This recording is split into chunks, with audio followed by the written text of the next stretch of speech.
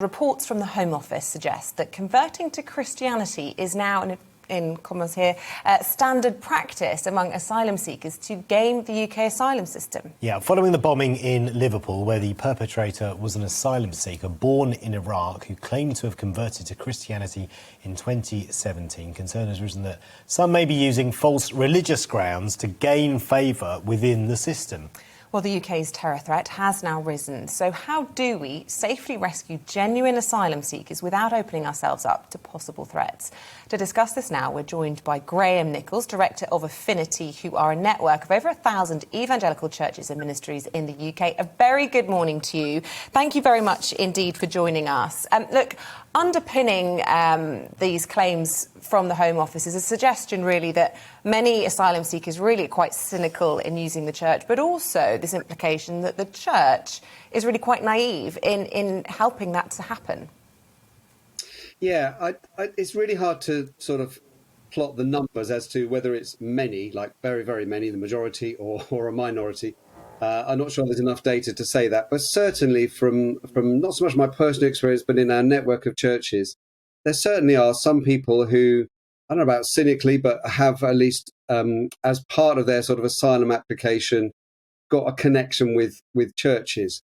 And I think as churches, we can only do our job, which is to tell people about Jesus, to tell them about the Christian faith, and to seek to disciple them in that, and to kind of ascertain whether they're genuine or not for our own reasons. What we can't really do is the Home Office job, as it were, as to thinking, are they genuinely in need of asylum? We can't judge that. We can just be generous and welcoming, not naive, not taking him if someone just puts a hand up and says, I want to be a Christian. Not naive in that sense, but we wouldn't want to be naive for our own church reasons. But yeah, we can't really do the state's job. That's the issue, really. Yeah, Graham, how do you assess whether someone genuinely wants to convert or indeed has converted in the past? Are there any sort of tips that you can look for? Because certainly a lot of these people arrive in the country, they haven't got paperwork with them. You can't go through their records or, trawl through their social media feeds. How do you know that they genuinely want to convert to Christianity or have done in the past?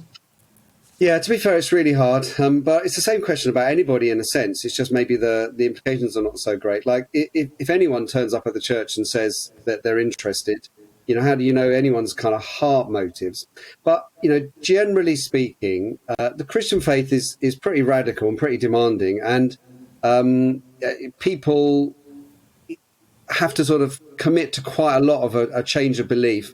And a change of attitude and a change of practice. And you do see that working out. And I think in this particular case of the Liverpool bomber, he'd kind of drifted away and it was kind of shown that he didn't have that much sort of genuine interest. But again, I think we can only be generous and welcoming. And I think there's a much bigger dilemma for the government, of whichever party really, which is we as a country want to be relatively generous and welcoming to genuine asylum seekers and actually to other people who want to come here for other good reasons, but at the same time, discriminating against those who want to do harm. And I can't really say much other than it's a really hard job to do. Churches need to be not naive and have rigorous sort of processes, but really for their own reasons, not on behalf of the Home Office, if that makes sense. And look, given that, reports have come from these gangs that this is the advice that they're giving asylum seekers as they're crossing, does it keep you awake at night that in some way, through your good intentions of being welcoming and open-hearted, that you are in some way enabling potentially things to go horribly wrong? I mean, if the Liverpool bomber hadn't have been stopped by that amazing taxi man, who knows what would have happened at that maternity hospital? And does that weigh on your conscience? Not especially, not that I'm uncaring about that, but I think in that case, I think the asylum application had failed, and I don't think the church was significant either way. And my sort of knowledge from people who've gone through this process is that the Home Office are actually pretty rigorous about not sort of taking on face value fairly superficial kind of interest. And I think the kind of churches that I represent tend to be conservative evangelical churches where understanding the gospel and discipleship are very significant. So you can't really just sort of sign up, just by doing a short course or just by saying, I want to be a Christian. And you got to realise that beyond all that, there are actually people who are genuinely either coming over here because they're interested in the Christian faith already, or they just happen to land somewhere. Christians show them a lot of love and compassion, and they genuinely think this is a good thing. I actually do want to be a Christian. So you can't sort of not be welcoming just for the sake of these few exceptions.